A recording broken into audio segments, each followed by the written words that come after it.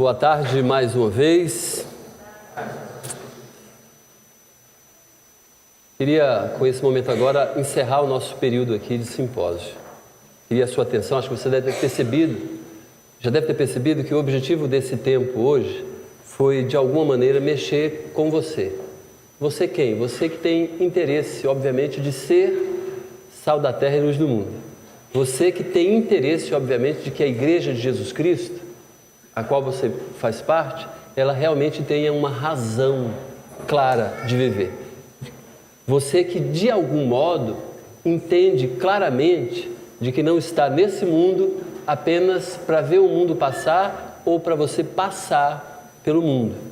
É claro que o que a gente tem falado tem tudo a ver com talvez você mudar alguma coisa na sua vida. Muitas vezes do que foi falado aqui durante esse tempo, por todos os que já passaram antes de mim, talvez falaram algumas coisas ou falaram de alguns problemas que a igreja passa, que talvez eu e você somos culpados. Às vezes de criar expectativa de querer coisas relacionadas à minha preferência, mas não à preferência do Senhor Jesus. Não aquilo pelo qual nós realmente existimos. Então, olhando para isso, eu tenho uma proposta para fazer agora para o nosso encerramento. De que a leitura correta, tanto do que vivemos aqui, a leitura correta da Bíblia, a leitura correta da nossa sociedade, a leitura correta da missão que Jesus nos encarregou, a leitura correta da vida, pode nos exigir decisões difíceis. E certamente vai nos exigir. Você sabe que um dia você vai morrer, ok? É bem provável, Jesus pode voltar antes, certamente, mas é bem provável que você morra. As pessoas têm morrido. Essa é uma certeza que as pessoas têm. Não precisa nem ser crente para saber disso. Apesar do temor, apesar da aversão a esse assunto. Mas olha, não é só nós que vamos morrer. As igrejas também vão morrer. Essa igreja um dia vai morrer. Ora, pastor, que absurdo é esse? A igreja vai morrer? A igreja local vai morrer.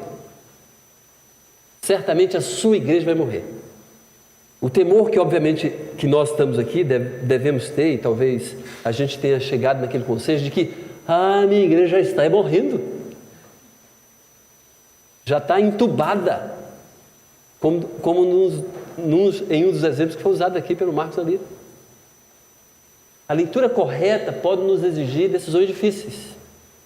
Queria que a gente guardasse isso, mas não guardasse só essa ideia, não.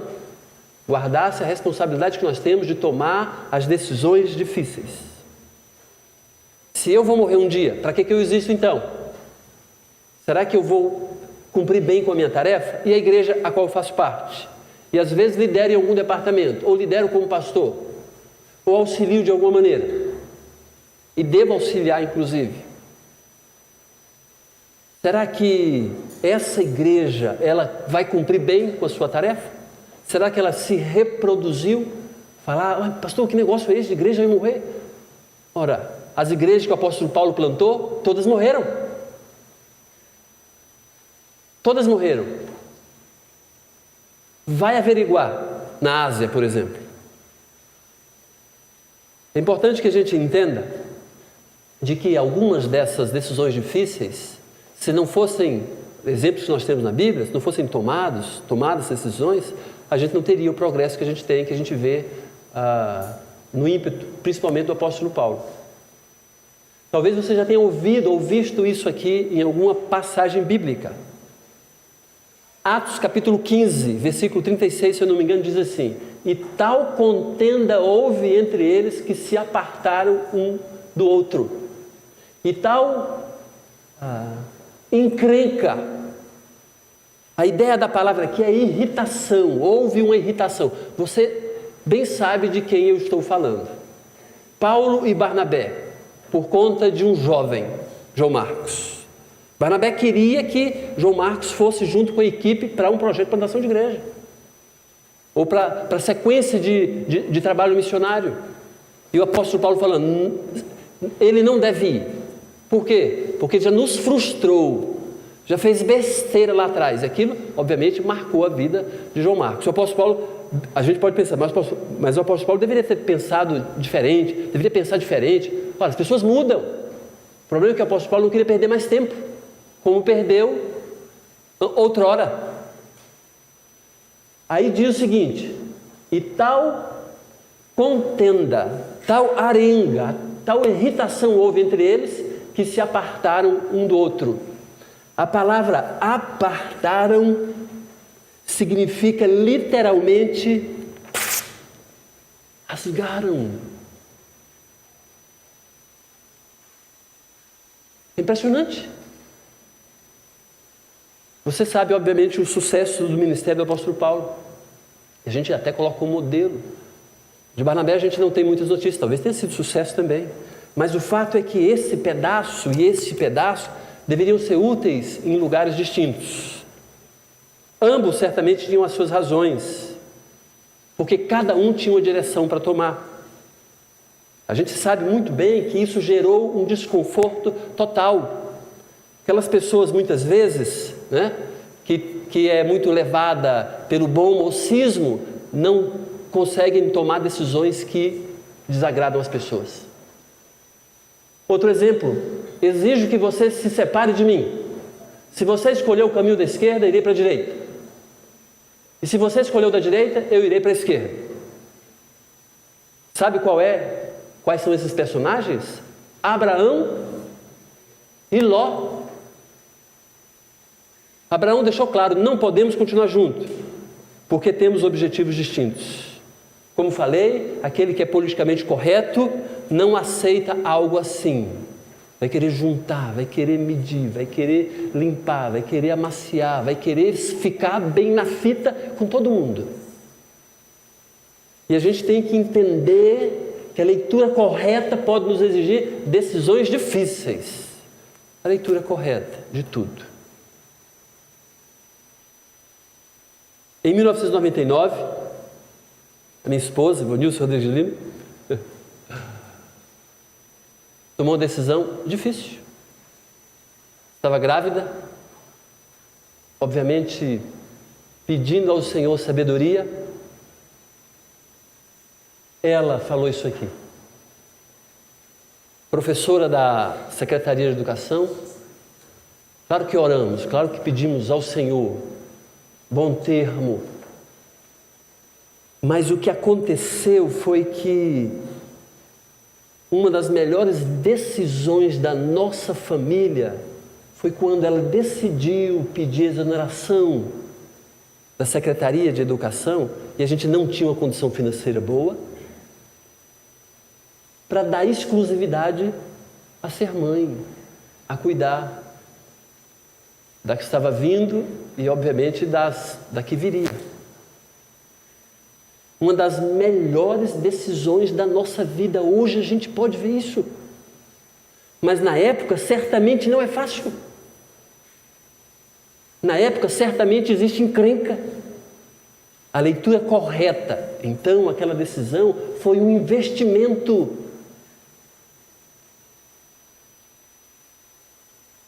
Veja só, Lutero, quando estava para fixar na porta da igreja do castelo de Wittenberg, 1517, aquelas 95 teses que iam causar um rebuliço na igreja, rebuliço que nunca houve até então.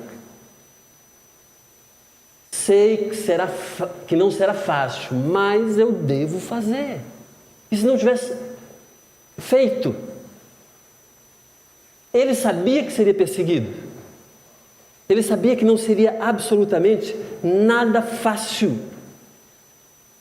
Queria listar com vocês aqui os tipos de pessoas que não conseguem tomar decisões difíceis.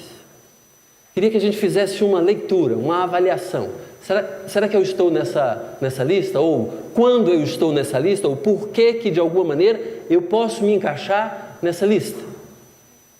Alguns tipos de pessoas que não conseguem tomar decisões difíceis. E aí a gente pode se avaliar e se perguntar diante de Deus: será que eu tenho que continuar assim? Eu preciso mudar. Nós só temos uma vida, temos uma missão para cumprir. Eu estou perdendo tempo por quê? Essa é a base da nossa reflexão agora. Primeiro tipo de pessoa que dificilmente vai tomar uma decisão difícil. Aquelas que têm uma honra, que não é dela, para segurar. Quando algo é muito difícil, quem se acha o tal não quer assumir a decisão, não quer assumir aquela postura de tomar a decisão, porque ele tem preocupações com, se não dá certo, eu não vou ficar bem na fita. Então ele prefere segurar essa honra de sempre ficar bem na fita. Aí deixa de tomar uma decisão extremamente importante. Então aqueles que são ou se acham têm mais dificuldades de tomar decisões difíceis. Se acham, obviamente, na visão das pessoas, não da visão de Deus. Porque não querem muitas vezes agradar ninguém. No filme O Senhor dos Anéis, um dos momentos interessantes e bem dinâmicos no filme, é um conselho que os heróis daquele momento ali tiveram. A questão era, eles sabiam que deveriam levar o anel até determinado lugar. E aí ficaram naquela questão ali, quem vai levar, todos eles assim se perguntando, e muitos obviamente se esquivando, porque todos ali eram heróis, menos Frodo. E impressionante foi quando Frodo, disse: eu levo o anel. A discussão estava rolando. Eu levo o anel. E todo mundo parou e se olhou.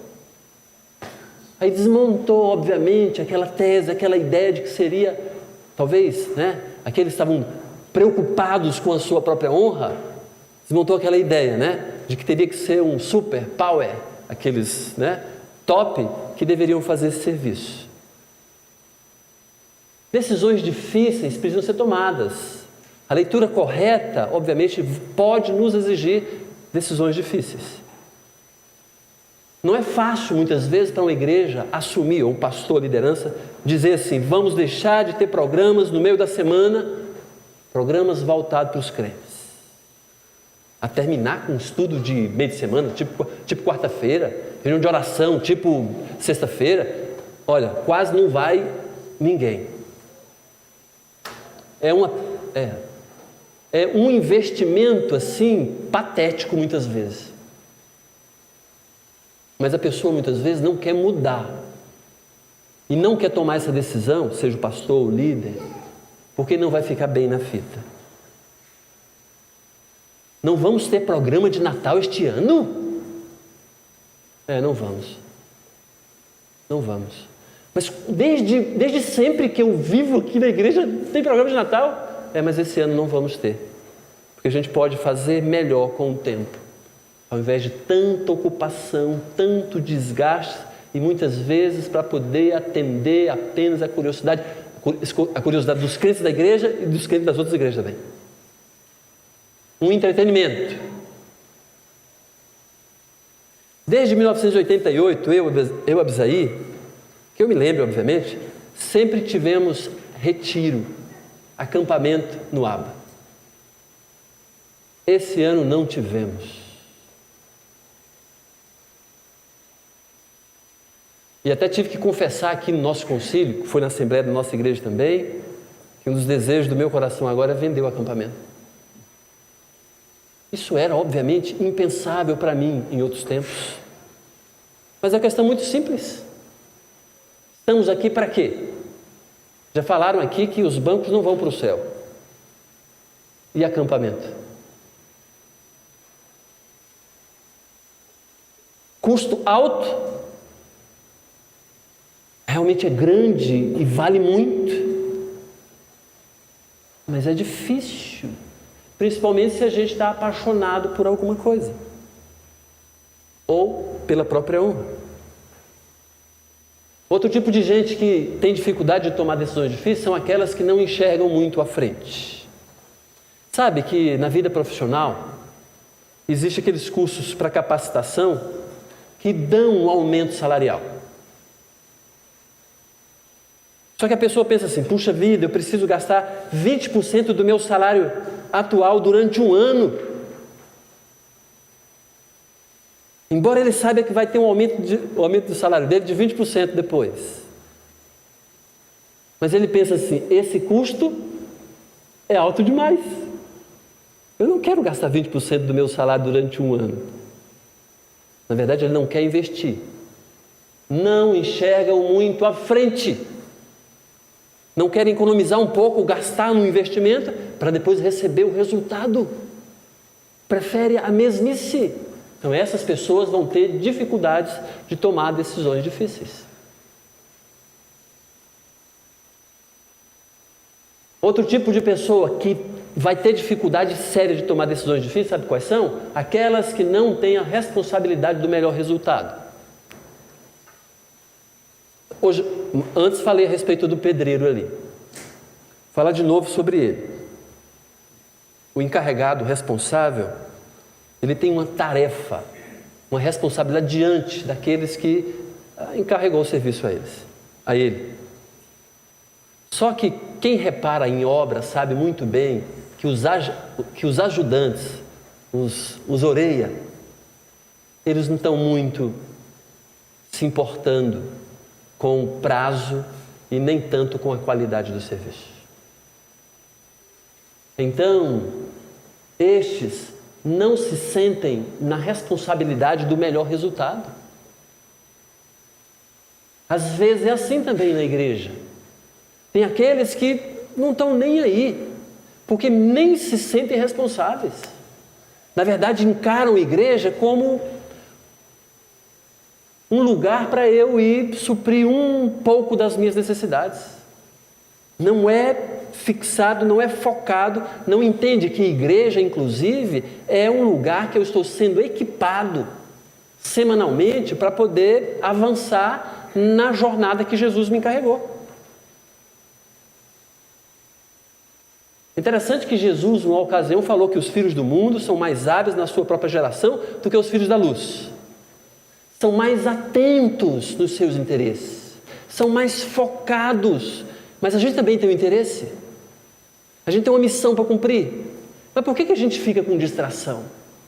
Por que a gente arruma tanta desculpa para não fazer aquilo que deveria fazer? Por que a gente quer tratar a igreja de uma maneira que não deveria tratar?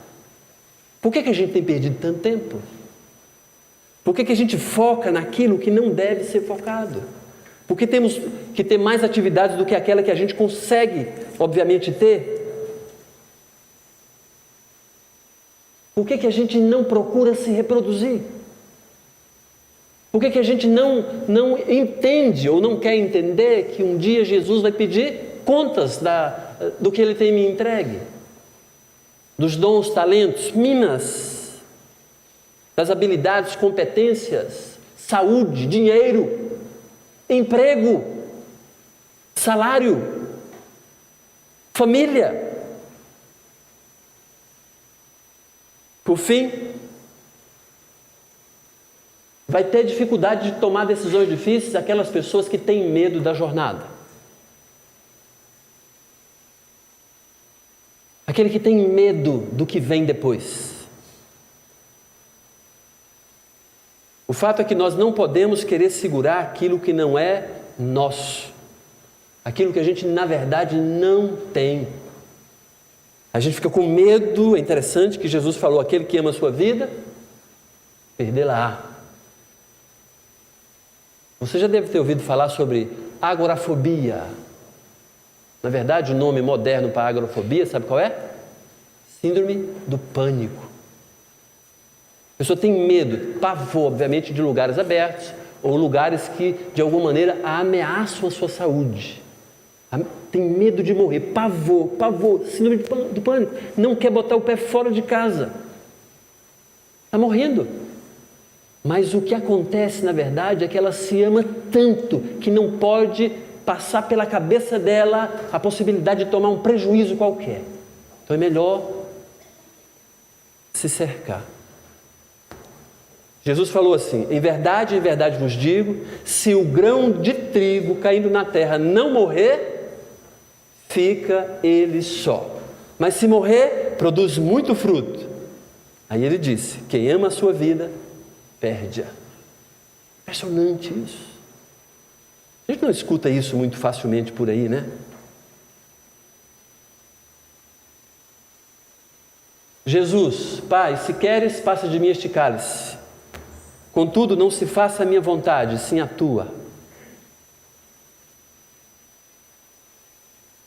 Um dos livros interessantes que eu comprei, que tenho lido ainda, li uma boa parte, o livro se chama Pense como um Freak. Nesse livro, o autor apresenta uma estatística impressionante, bem divertida e legal, sobre essa questão de tomar decisões difíceis. Ele apresenta uma pesquisa de um autor inglês, de um pesquisador inglês, sobre futebol. Futebol no Brasil, né? A gente respira bem futebol. Ele diz assim na sua pesquisa: 75% dos pênaltis têm sucesso. Legal, né? Por isso que a gente comemora quando tem um pênalti. Quer dizer, ao favor do nosso time, óbvio, né? A gente fica triste quando é contra, né? A gente comemora, a gente fica feliz da vida, porque a grande possibilidade de fazer o gol é real. Agora pensa nessa estatística um pouco comigo. 57% dos goleiros num pênalti pulam para a direita. 57% dos goleiros na hora do pênalti pulam para a direita. 41% pulam para a esquerda. Apenas 2% ficam no centro do gol. A pergunta é: por que poucos jogadores, batedores de pênalti, jogam a bola no meio do gol? Com a possibilidade de fazer gol, 98%. Porque 57% dos goleiros para um lado, direito, 41% para o outro. Aí você fica imaginando, né? Você fica imaginando. É claro que a sabedoria deve ser qual?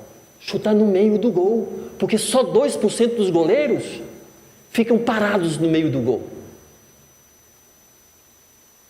As pessoas, os jogadores, os batedores não batem no centro, no meio do gol, porque ele tem medo de ser chamado de irresponsável. Porque todo mundo, se ele errar, embora essa possibilidade seja pequena e remota, as pessoas vão falar assim: mas ele chutou exatamente onde o goleiro estava. Mas é impressionante isso. É impressionante. Quem vai chutar onde o goleiro está? Ninguém. Mas o goleiro vai sair dali, é bem provável. É bem provável que ele vai sair dali. Por isso que a gente tem que pensar um pouco melhor. Fazer a leitura correta para tomar as decisões corretas, mesmo que elas sejam decisões difíceis. Mesmo que é necessário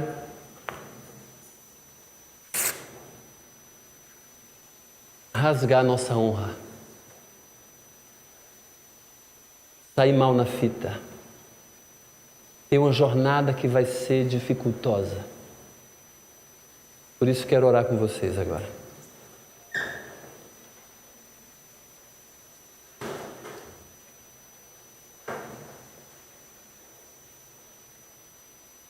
Vamos curvar nossa cabeça e vamos orar.